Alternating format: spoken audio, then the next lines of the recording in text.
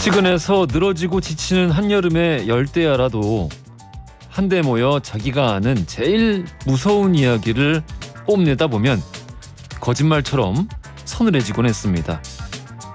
이야기 자체의 완성도가 빼어나가다기보다는 그냥 그 자리의 분위기와 정서에 매료되었던 것 같아요. 그런 기억 때문인지 저는 지금도 여전히 괴담 듣는 걸 어지간히 좋아합니다. 자, 오늘 역사 코너는요, 남양 특집으로 꾸며봤습니다. 역사 속의 무서운 이야기들 기대해 주시고요. 8월 3일 화요일 허중쇼 출발합니다. 허중쇼 일부 첫 곡으로 들려드린 곡 마이클 잭슨의 스릴러였습니다. 너무 좋죠, 이 노래. 뮤직비디오도 너무 좋아해가지고 그 파리의 늑대 인간 연출했던 존 랜디스가 뮤직비디오 만들고, 이 곡 처음에 그리고 원래 그 나레이션이 있거든요. 막 무슨 어떤 아저씨가 나와서 먼 옛날 어느 산골에서 이런 느낌으로 그 나레이션을 빈센트 프라이스라는 유명한 대배우가 이렇게 했는데, 옛날 그 고전 공포 영화들의 아이코닉한 굉장히 그 위대한 배우예요. 얼굴 보면 아실 거예요. 가위손 처음에 그 에드워드한테 가위손 만들어주는 박사님 있잖아요. 그게 이제 빈센트 프라이스가 특별 출연해준 거였는데, 제가 빈센트 프라이스 너무 좋아하거든요. 스릴러 음악 들을 때마다 처음에 이제 빈센트 프라이스 목소리 들으면은 난 미국인도 아닌데 고향에 온 것 같고 너무 좋습니다. 자, 김선영님, 남양 특집인가요? 선곡부터 오싹해지는 게 옆에 귀신이 왔나 봐요. 갑자기 닭살이 돋았어요. 에어컨이 너무 센가? 김태근님, 귀신보다 무서운 무더위. 남양 특집으로 등골 좀 오싹하게 만들어주세요. 아닌 게 아니라 제가 음악 듣다가 잠깐 고개를 들어가지고 부스 밖에 봤는데, 저 밖에 저기 그 나르샤 저기 입간판이 서 있거든요. 르샤 얼굴만 딱 이렇게 둥둥 떠다니는데 지금 나 무서워서 깜짝 놀랐어 듣다가. 이따가 르샤 방송도 재밌게 들어주시고요. 자, 4757님, 웅디 어제 남편하고요, 사소한 일로 말다툼을 하고 등 돌리고 앉아있다가 도마의 신지환 선수가 금메달이라는 말에 우리 둘이 서로 부둥켜 안고 팔짝팔짝 뛰었습니다. 너무 감동적인 경기였어요. 우리 부부 화해에도 도와주고 신지환 선수 최고입니다 해주셨어요. 올림픽이 또 이렇게 우리 장한 선수가 한 가정의 평화도 찾아주고 좋은 일입니다. 자, 짧은 건 50원, 긴 건 100원이 드는 문자 샵1035나 무료인 고릴라 또는 허징쇼 홈페이지 사연을 남겨주시면요, 추첨 통해서 다양한 선물 보내드리겠습니다. 자, 앞에서 공지해드린 대로 오늘 히스토리 월드 남양 특집, 역사 속의 무서운 이야기로 꾸며드립니다. 자, 광고 듣고 썬킴 교수, 박광일 작가 바로 만나보겠습니다.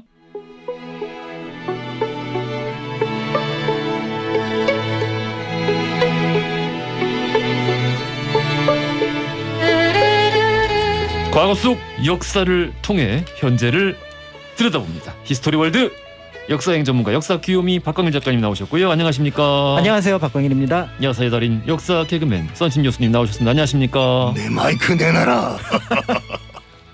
뭐야, 무서운 거 해줘 오늘. 안 무서워요 이게? 무서운 거 해줘. 내가 아직 썬킴으로 보이냐? 너무 그냥 대조영이잖아요. 왜냐면 처음부터 무서우면 재미가 없기 때문에 무서운 걸로 해줘요. 일단 점점 약에서 강으로 올라갈 거예요. 알겠어요. 우리 최선영님이 무서운 이야기하면 내 다리 내놔가 최고죠. 최정희님, 예전 신문아씨 나오는 M이라는 공포 드라마 생각하면 아직도 오싹해요. 모일러. 보일러요? 대충 가사가 그러지 않았나요? 네네. 보일러 고쳐요.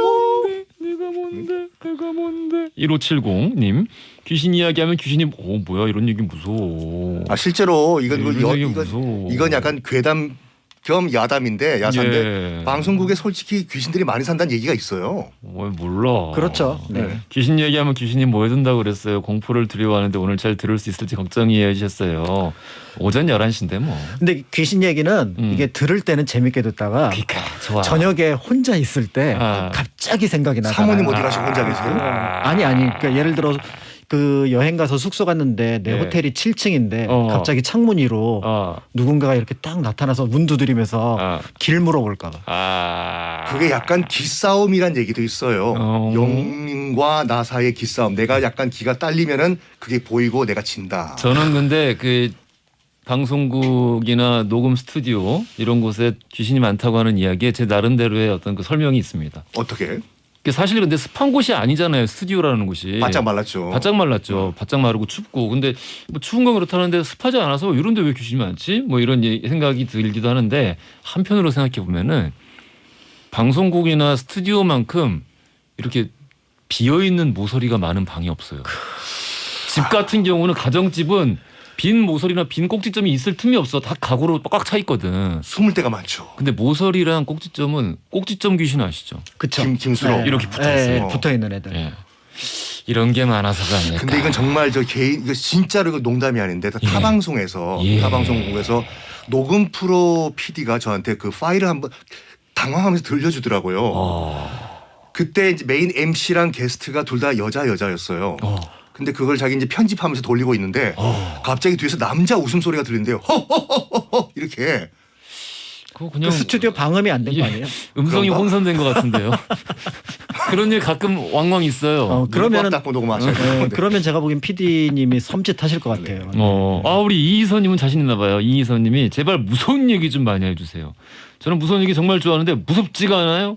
이번에 개봉한 랑종도 하나도 안 무섭더라고요. 기대했는데. 썬팅 교수님 믿을게요라고 해주셨습니다. 오늘 저녁에 엑소시스트 한번 혼자 보세요. 오리지널? 오리지널. 괜찮죠. 정진희님, 웅디 난이도가 혹시 어떻게 되는지요? 남양 특집 못 보고 못 듣는 한 명인데요, 1인인데요. 마음의 준비가 좀 필요한데 집에 혼자 있어서 무서울 것 같아요. 난이도 저는 합니다. 저는 약간 무섭다기보다는 마음이 따뜻해지는 귀신 이야기를 준비했어요. 그런 거 싫어. 이거 뭐 사연 있는 귀신 얘기 딱질색이야. 하나도 안 무섭잖아. 사연 없는 귀신이 어딨어. 사연이 없어야지 무섭지. 너 사연이라고. 알겠습니다.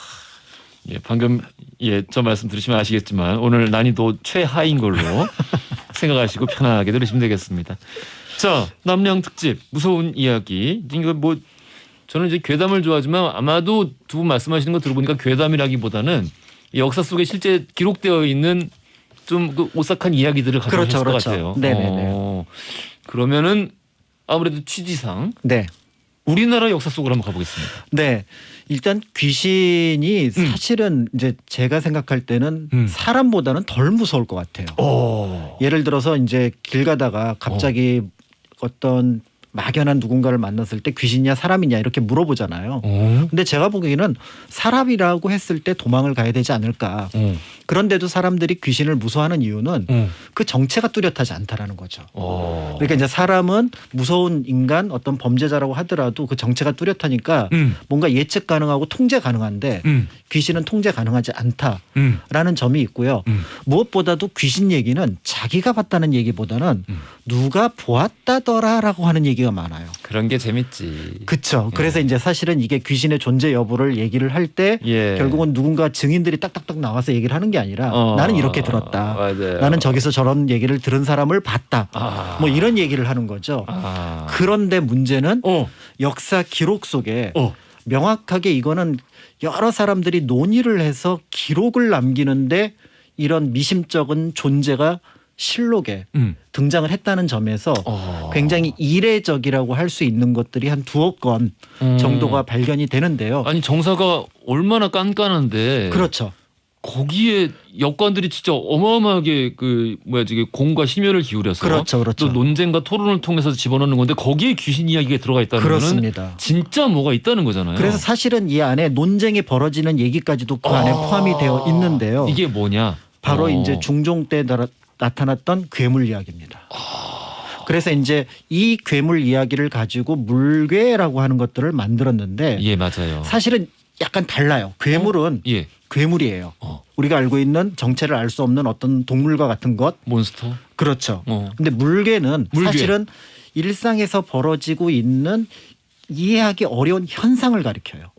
그러니까 괴물과 물개는 약간 차이가 있는데 그러니까 물개의 현상 중에 하나가 괴물일 수 있는 거죠. 그러니까 내가 뭘 보았다라고 하면 그건 괴물을 봤다는 거지. 네. 물개는 현상이기 때문에 예를 들어 갑자기 우박이 내린다거나 뭐 이런 것들도 사실은 이제 물개에 속한다고 하는 점. 그래서 그 용어의 차이점을 볼 수가 있는데. 차이가 있구나 그게. 네네. 그래서 원래 이제 인요 물개라는 말을 써서 두 개를 합쳐서 요괴라고도 하지만 사실은 이게 요물이기도 해요. 그러니까 이제 이런 용어들이 이제 역사 속에 등장을 한다라고 보시면 될 것 같은데요. 그렇구나. 예, 그런데 중종 22년에 갑자기 중종이 궁궐을 옮깁니다. 그 옮기게 된 배경이 바로 뭐냐면 중종이 궁궐을 갑자기 옮겼다. 네. 그래서 옮기게 된 이유가 뭐냐면 숙직하던 군사 하나가 뭔가 괴물을 봤다. 연산군 아니에요? 연산군 아닌 것 같아요. 아니 근데 그 정도 때문에 궁궐을 옮겼다고요? 그렇죠. 그러니까 이제 여기서 홍문관에서 난리가 납니다. 이게 무슨 말이냐. 그 군인이 잘못 봤을 수 있지 헛것을 않느냐. 봤을 수 있고. 그랬더니 또 반대쪽에서 얘기하는 건 뭐냐면 군인이 본 사람이 한둘이 아니다. 아니 근데 밤에 경계 근무 쓰다가 지금 군인도 그렇죠. 헛것 많이 보거든요. 잠이 부족해서. 네네네. 근데 아니, 근데 그런 거 아닐까요? 실체가 묘사가 돼 있나요 실록에 그게? 실록에는 묘사가 맨 끝부분에 돼 있어요. 실체가? 네, 약간 정말? 그래서 검은 정말? 기운이 있고 그다음에 이제 뛰어다닌다. 이런 어떤 표현들이 있는데 뛰어다닌다? 네, 그래서 일단은 사헌부에서 이 괴물을 봤다는 사람을 처벌을 해라. 오히려 이거는 유언비어 유포다. 이거는 유언비어 유포고 걔가 지금 잘못한 거다. 이렇게 얘기를 했는데 문제는 중종이 그렇다라도 나는 옮기겠다. 겁이 아니, 많았구만. 조선시대 이제 유교 국가잖아요. 네네네. 그러다 보니까 아무래도 우리가 이제 소위 괴력 난신이라고 해서 그렇죠.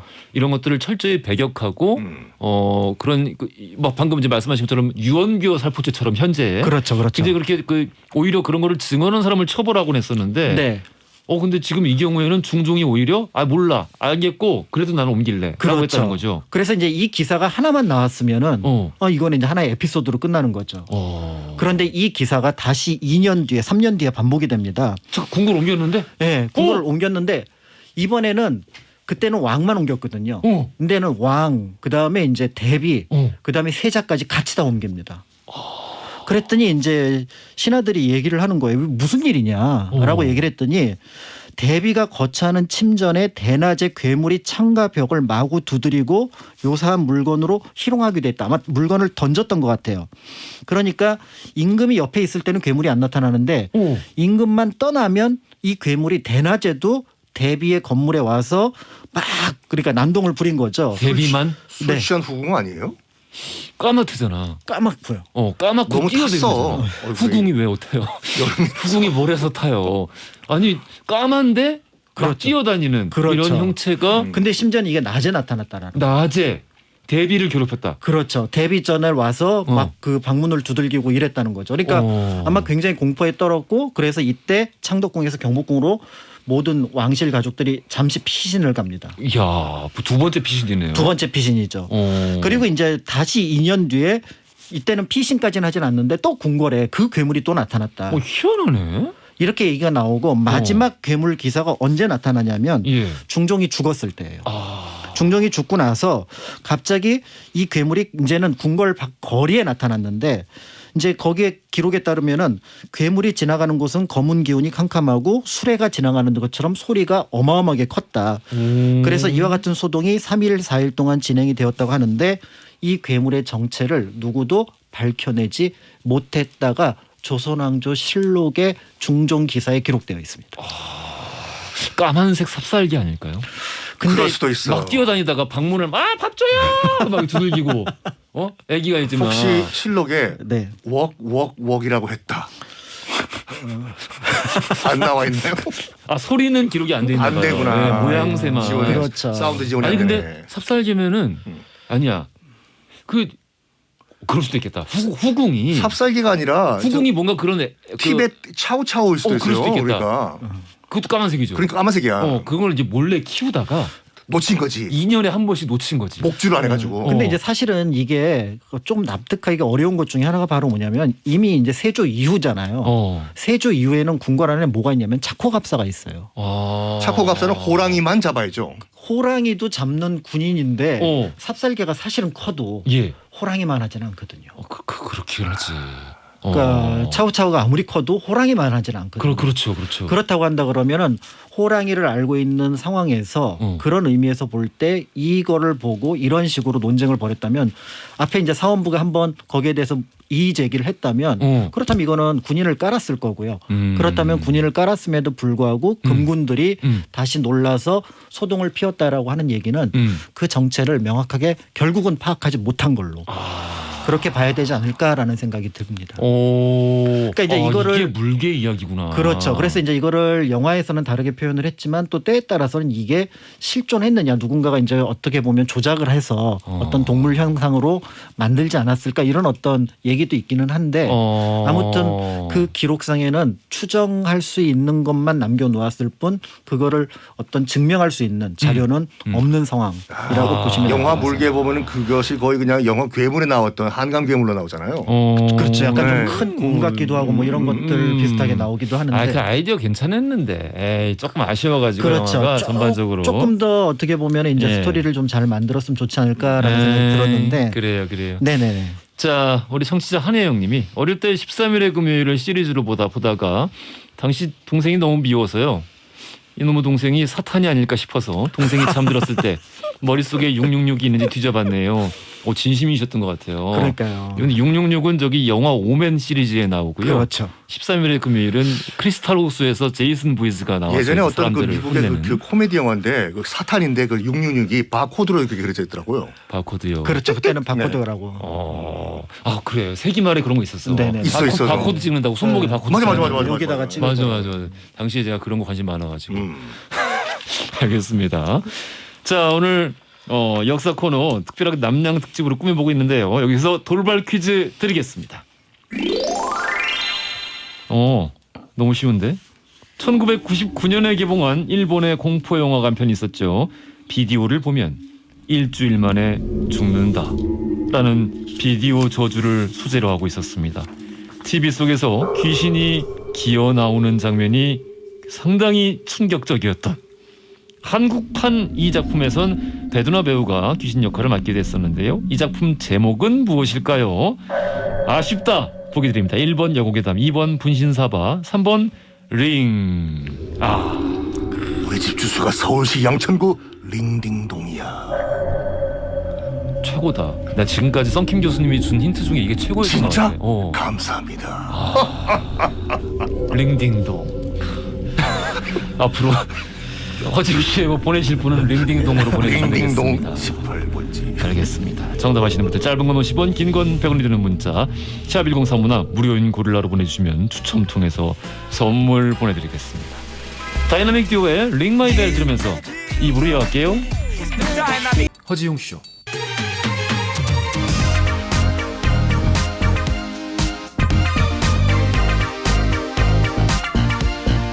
안녕하십니까. 허지웅입니다. 안녕하세요. 허지웅입니다. 매일 오전 11시 SBS 103.5MHz 러브 FM 허지웅쇼.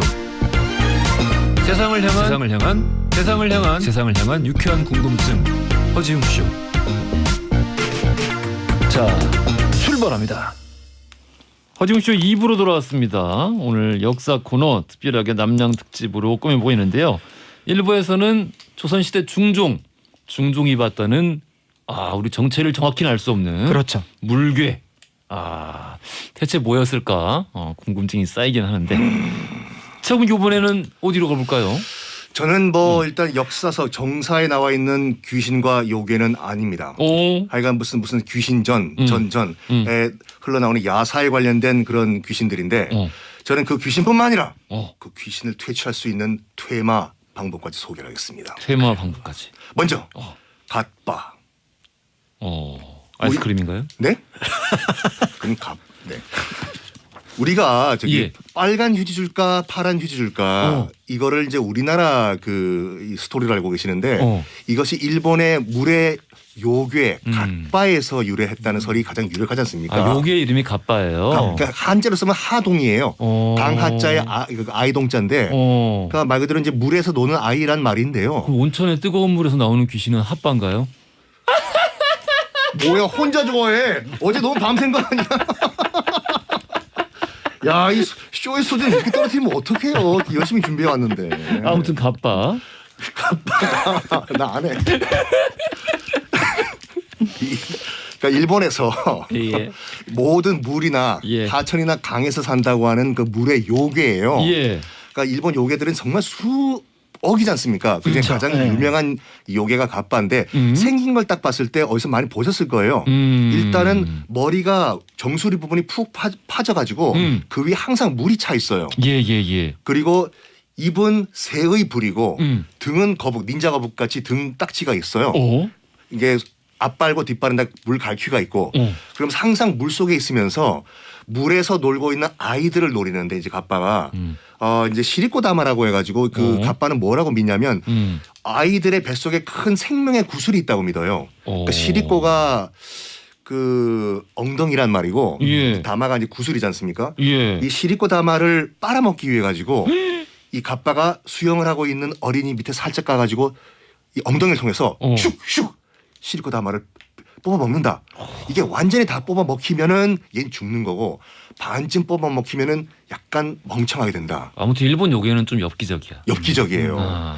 그리고 이 친구들은 이제 보통 이제 배가 고프면 뭘 먹냐면 오이를 먹는데요. 오이? 오이, 큐캄버죠. 어? 그래가지고 밭에 나와가지고 주로 이제 이 물속에 사는데 육지에 올라와가지고 이 오이를 이제 훔쳐 먹는데 베지테리언이네요? 그러고 보니 그렇네. 예. 그래가지고 오이 밭에서 일본에서는 이제 오이가 사라질 경우에는 누가 서리했다. 그럼 가빠가 훔쳐갔다고 하고 가빠 막기라고 해서 오이만 들어가 있는 그 초밥이 있어요. 하여간 이 무시무시한 이 가빠라는 요괴, 일본 요괴 죽을 가장 그 취약한 약점이 뭐냐면 정수리 위에 푹 파진 그 부분에 물이 차 있다고 했잖아요. 맞아요. 항상 찰랑찰랑 있어요 물이. 그 물이 쏟아지면은 얘는 죽어요. 왜요? 정수리에서 냄새 나나요? 아니야. 왜냐면 이제 물속에 사는 애기 때문에 예. 물속에서는 괜찮은데 육지에 올라와가지고는 예. 항상 머리 위에 물이 찰랑찰랑 있어야지 그 생명이 유지가 된대요 얘가. 그 계속 물이 차 있어야 되는 거야? 머리에 물이 차 있어야 돼. 머리가 푹 파져 있어요. 정수리 부분에. 물이 차 있어야 되는데 이 물이 말라버리거나 흐르면 얘는 죽어요. 자 여러분들 혹시 갓바를 만나면은 이렇게 하시면 돼요. 얘가 굉장히 예의가 발라요. 안녕하세요. 인사하면 얘도 인사해요. 흘러. 죽어요. 인사를 해라. 인사를 해라. 인사를 먼저 해라. 오하요고자이마스. 오하요고자이마스. 이거 일본 인사로 해줘야 되는구나. 우리말로 하면 통역이 필요하니까. 그렇구나. 그러니까 준비를 아예 안 해오신 거예요. 아니 해보셨어요? 해왔다니까요. 준비 안 한 것 같아. 자. 우리나라 기억에도 한번 설명을 드릴게요. 야광귀라고 해가지고 예. 야광귀는 뭐냐면은 밤마다 이 집에 들어가가지고 아이들의 신발을 훔쳐가는 귀신이에요. 되게 소박하다. 근데 문제가 뭐냐면 신발이 훔쳐가면 또 새로 살면 되지 않습니까? 예. 근데 이 야광귀가 들어와가지고 예. 신발을 훔쳐가면 1년 내내 재수가 없대요. 그건 또 뭐야? 왜 이상한. 그래서 이 야광귀를 퇴치하는 방법이 있어요. 예. 이거 우리나라 요괴예요, 야광귀. 예. 얘는 자기가 척척 박사인 줄 알아요. 스스로. 근데 얘가 산수를 못 해요. 1, 2, 3, 4 이상을 못 세요. 1, 2, 3, 4, 5가 안 돼. 야광귀가. 그래서 얘가 척척 박사로 착각을 하기 때문에 예. 뭐든지 다 세 번 돼요. 하나, 둘, 셋, 넷. 다음 거 하나, 둘, 셋, 넷. 그래가지고 자기 전에 혹시 여러분들 이 방송 듣고 계시는 분들 집 앞에 그 채 있잖아요. 채. 걸레는 채. 채를 딱 걸어놓으면은 야광귀가 와가지고 밤에 구멍 새는데. 구멍 새느라고. 하나, 둘, 셋, 넷. 처음부터 또 하나, 둘, 셋, 넷 하다가 밤을 새면은 도망을 간다고 합니다. 너무 귀엽다. 그쵸. 이게 너무 귀엽다.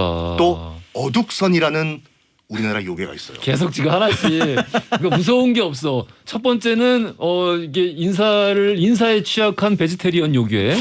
두 번째는 지금 뭐였죠? 숫자에 취약한 숫자에 취약하고 남의 신발 가져가는 사실 뭐 큰 해를 끼치지 않는. 제가 보기엔 야광귀는 요즘에 퇴치가 가능할 것 같아요. 어떻게? 왜냐하면 그 도어락이 있기 때문에 도어락을 누르면서 이미 몇 번 누르다 보면은 이제 경고가 나오지 않을까 싶은데. 자, 마지막으로 예. 정말 무서운 어둑선이라는 우리나라 요괴가 있어요. 어둑선이. 여러분 지금 그 인터넷 검색하시면 알겠지만 큰 드래곤 용같이 생겼어요. 근데 얘는 밤에 사람과 눈이 마주치면 내가 어둑손의 눈을 본다든지 어둑손의 눈이 나와 마주치면은 얘가 몸집이 점점 커져요. 그래가지고 내 몸 사이즈를 넘어가는 순간 어둑손이가 나를 잡아먹어요. 점점 커져. 어둑선이 아니라 어둑선이. 어둑선이. 선이. 선이요. 퇴치법이 있습니다.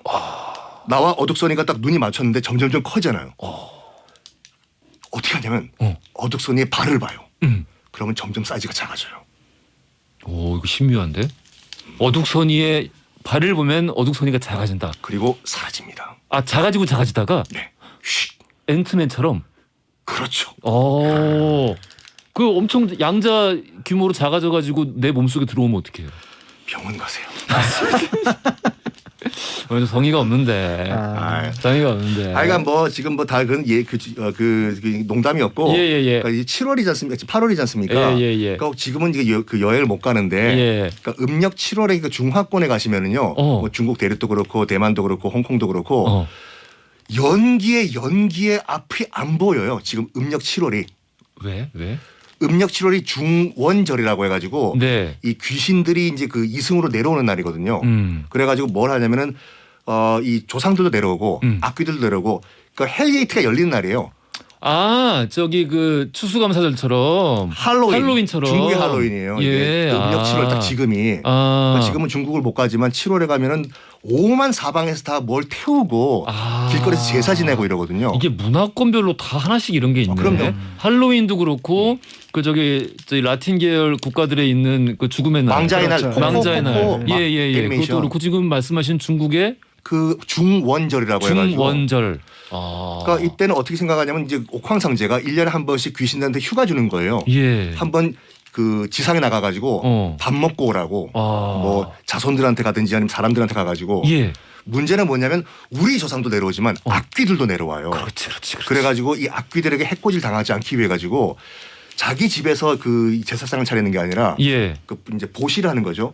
길거리마다 다 상을 차려놔요. 그러니까 집이 어딘지 못 따라 들어오게. 모르니까. 그리고 이제 문제는 뭐냐면 약간 그 중국 문화일 수도 있겠지만 그 이 돈.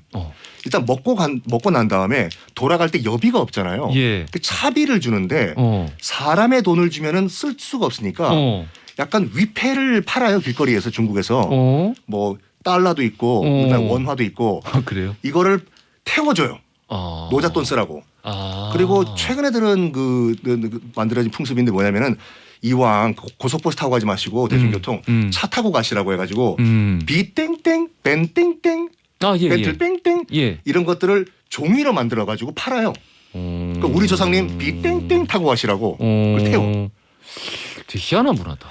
네? 희한한 문화예요. 그러니까 그거 안 하면 해코지를 당한다고 하고 중국에 가시면 아시겠지만 7월에 그 결혼들을 안 해요. 이사도 안 하고. 왜냐하면 귀신들이 내려오는 건 내려오는 절이니까 그 달이기 때문에 뭐 그 애군 탄다고 해서 안 해요. 그러니까 이게 대응 방식이 되게 비슷하다. 그러니까 다른 게 이 기본적인 컨셉은 같은 거잖아요. 망자들이 내려오는 날인데 서양 같은 경우에는 망자들이 내려왔는데 사실 나쁜 애들도 섞여 있고 그렇기 때문에 어떤 게 살아있는 사람이고 망자인지 구분하지 못하게 가면을 쓰고 분장을 한단 말이에요. 그렇죠. 그게 할로윈이고 망자의 날인데 근데 지금 중국 같은 경우는 그게 아니라 우리 집이 아닌 밖에 나가서 이들을 맞이하고 돈을 준다. 돈을 주고 그러니까 우리 조상한테도 그 제사상을 올리고 섞여 나오는 그 악귀들도 있거든요.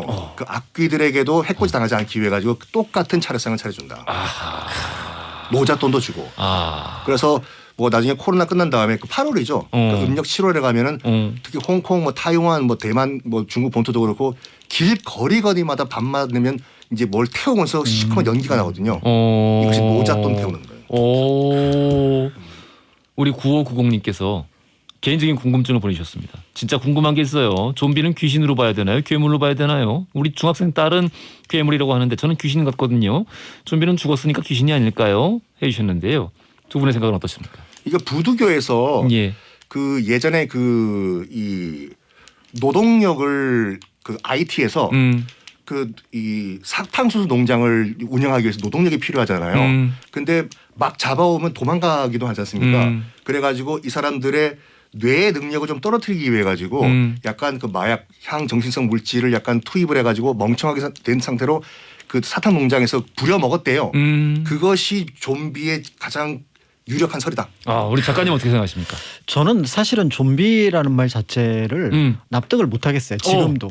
지금도 영화를 보면은 이게 이제 귀신이라고 하면은 이제 육체를 떠난 존재인데 얘는 육체를 가지고 있고요. 그렇다면 괴물이라고 한다 그러면 자기 생각이 있어야 되는데 생각도 없고 그런 의미에서 볼 때 그냥 하나의 설정이라고 봐서 사실은 좀비 영화는 볼 때마다 한 번도 무서워 본 적은 없습니다. 부산행도요? 네? 부산행? 그러니까 무섭다기보다는 갑자기 이제 튀어나오니까 이제 그것 때문에 좀 놀랍지 좀비 존재에 대해서 내 앞에 누가 나타날 거다라는 생각은 못 하는데 예를 들어서 이런 얘기를 들으면 나타날 수도 있지 않을까라는 생각을 할 수 있을 것 같은데요. 조선왕조실록에 역시 귀신 이야기가 하나 더 들어가 있습니다. 귀신같이 자기 분량으로 들어가네.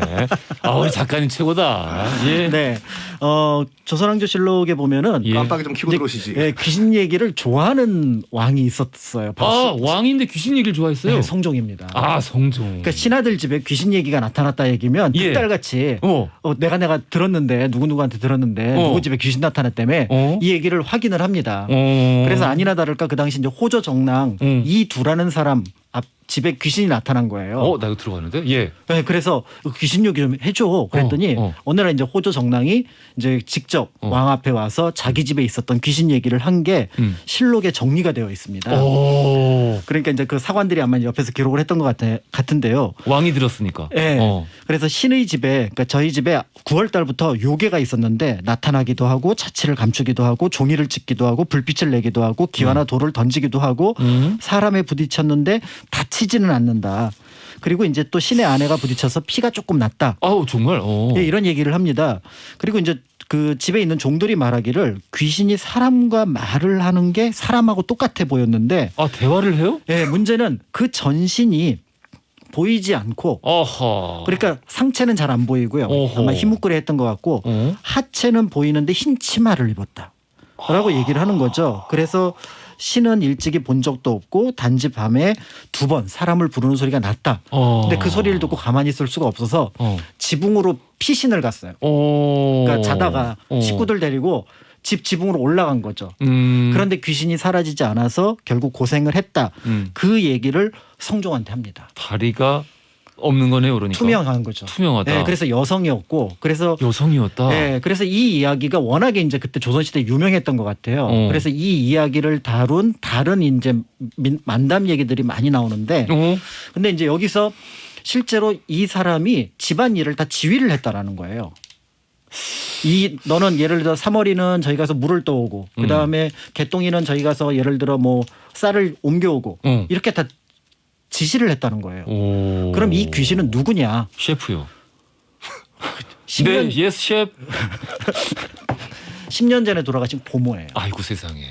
고모님이 오셔가지고 네. 그러니까 주방 일이 마음에 안 드셨나 보네. 그렇죠. 그러니까 이제 문제는 이 이두라는 사람은 그게 고모인 줄 몰랐는데 이 이두가 시름시름 결국 이 귀신을 쫓아내지 못하고 죽게 되니까 나중에 이제 동네 사람들이 저 여성이 누굴까를 이제 여성 귀신을 누굴까를 해봤더니 고모였다. 아이고 세상에. 이런 이제 기록들이 나와 있었던 거고 그래서 이제 성종이 아니 그 사람이 어떻게 귀신을 왜 못 쫓아내 그랬더니 그 옆에 있었던 정창손이라고 하는 이제 정승이었는데 정창손 예. 예, 그분은 저는 귀신이 나타났는데 죽음을 각오하고 버텼습니다. 그랬더니 귀신이 나갔습니다. 라는 기록이 실록에 남아 있어요.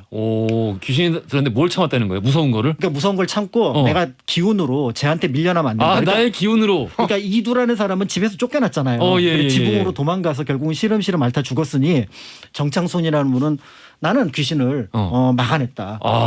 이렇게 하니까 제가 보기엔 이 이야기를 가지고도 영화가 하나 만들어질 수 있지 않을까라는 그러네. 생각이 드는데요. 기로 이겼다. 예, 사실은 이제 조선시대 사람들이 생각했던 귀신의 종류가 있어요. 그래서 이제 여기 무서운 귀신도 있고 안 무서운 귀신도 있는데 예를 들어 제가 하긴 우리가 알고 있는 대부분의 옛날 귀신들이 거의 일본 요괴예요. 그렇죠. 예, 그거를 다 한국 귀신들로 잘못 착각하고 있는 경우 많아요. 그래서 이제 우리나라 귀신의 특징은 바로 뭐냐면 인연이 있어요. 과거의 인연이 그 사람의 문제가 해결되지 않은 상황에서 결국은 이제 귀신의 형태로 나타나서 그 해결하지 못했던 문제를 이제 귀신 상태에서 풀어보려고 했던 부분인데 억울한 사연이 있군요. 예, 예를 들어서 이제 제가 보기에는 요즘에 제일 무서운 귀신이 바로 이 걸귀가 아닐까. 걸귀. 굶어 죽은 사람의 귀신입니다. 그래서 이 귀신의 빙의를 하게 되면은 아무리 먹어도 배가 고파요. 그건 그 동서 똑같은 것이 뭐냐면 고스트바스터스 보면은 제일 무서운 귀신이 걸신이에요. 그 먹개비. 먹개비. 그렇죠, 예, 그렇죠. 진짜 이름은 슬리머. 그러니까. 네. 예. 그다음에 이제 아까 그 성종이 들었다는 이 두라는 사람의 그 사람 집에 나타났던 귀신이 혹시 이 귀신이 아닐까로 추정이 되는데 쪽박 귀신입니다. 쪽박. 시어머니에게 구박받다가 죽은 귀신인데요. 이 귀신은 밤마다 나타나서 집 부엌에서 웁니다. 엉엉엉. 아, 너무 슬프다. 그러니까 혹시 이사를 갔는데 부엌에서 누군가 여자 귀신이 앉아서 울고 있다. 그런 건 쪽박 귀신이에요. 아니, 그 시어머니를 데려가야지. 아니 왜 그 울고 가정법원으로 가셔야지 거기서 울고 있으면 어떻게 해? 그러니까 이제 귀신이 이제 가정법원을 잘 몰랐으니까. 양재동에 있어요. 네, 그건 이제 알려드리면 되겠죠. 시어머니한테 벌을 줘야죠. 그다음에 이제 명도라고 해서 이게 굉장히 무서운 귀신인데 제가 보면 제일 무서울 것 같아요. 3살 미만의 어린아이가 죽은 귀신입니다. 그래서 이 귀신의 특징은 말을 못해요. 그러겠죠. 그러니까 손짓하고 행동으로 자기 의사를 표현을 하니까 그거를 잘못 알아들으면 무섭지 않을까라는 생각이 들고요. 그다음에 이제 아까 갑과 비슷한 게 물귀신이에요. 우리나라에서는. 그래서 자기가 물에 빠져 죽으니까 억울하니까 물가에 오는 사람, 수영하는 사람을 끌어당깁니다. 그래서 우리가 보통 물귀신 같다. 다른 귀신은 해코지를 하는데 예. 얘는 그냥 끌어가서 자신과 똑같은 처지로 만들어버리거든요. 그러니까 이제 물귀신이라는 표현이 이제 거기서 등장을 하게 되고 예. 그다음에 이제 중국에서 아까 위로했던 그 귀신이 무자귀. 자식이 없이 죽은 귀신. 옛날에 이제 제사를 중요하게 생각을 했고 죽어서도 제사밥을 먹는 게 중요하게 생각했는데 자식이 없으면 그걸 먹지 못하니까. 하긴 옛날 같으면 자식이 없이 죽는 게 진짜 귀신이 될 만큼 억울했던 아니 일이었나 왜냐면 보죠. 그렇죠. 내 제사를 해줄 사람이 없기 때문에. 그리고 이제 또 현대에 무서울 수 있는 귀신이 바로 뭐냐면 미명귀. 혼인을 했다가 죽은 젊은 여성의 귀신. 그러니까 그 귀신은 가만히 있다가 나중에 남편이 재혼을 하면 그 재혼한 부인에 붙어요. 아, 봉인돼 있다가 그렇죠. 봉인돼 있다가 재혼이 되면은 뿅 하고 나타나서 그래서 이제 그 후처에게 붙어서 괴롭힘을 이제 괴롭히는 그런 존재입니다. 알겠습니다. 자, 귀신 이야기 쭉 들어봤는데요. 안 무서웠죠? 아니 다음번에 진짜 무서운 걸 한번 준비해 보겠습니다. 자, 돌발 퀴즈 팟캐스트도 정답 아니고. 3번 링이었고요. 네. 삼수자 명단은 성편 안을 놓겠습니다. 지금까지 박강일 작가, 썬킴 교수였습니다. 감사합니다. 감사합니다. 자, 내일은요, 믿고 보는 배우 뮤지컬 마리 앙뚜아네트의 두 주인공이죠. 김소연, 민우혁 씨 두 분 만나보겠습니다. 두 분 라이브도 준비를 하고 있으니까요. 기대 많이 해주시고요. 김소연, 민우혁 씨에게 궁금하신 점 저희 홈페이지 이맛에 산다 코너에 남겨주시면 추첨 통해서 선물 보내드리겠습니다. 자, 보아의 옆사람 끝곡으로 준비했고요. 이 곡 들으시면서 저는 내일 아침 11시에 다시 찾아뵙겠습니다. 지금까지 허지웅이었습니다.